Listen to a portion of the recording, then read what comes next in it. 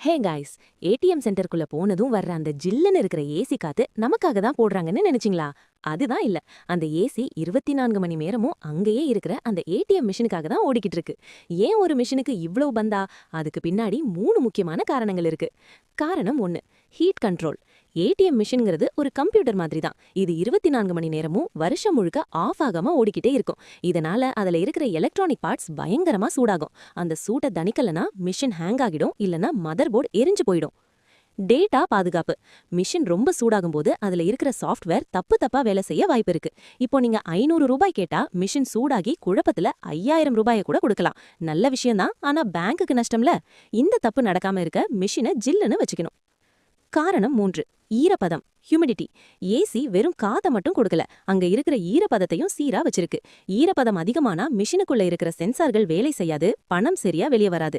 இதனால தான் ஏடிஎம் சென்டர்ல எப்பவுமே ஏசி ஆன்லயே இருக்கு. என்ன, அந்த ஏசி காத்து நமக்காக இல்லைன்னு தெரிஞ்சதும் கொஞ்சம் அப்செட் ஆகிட்டீங்களா?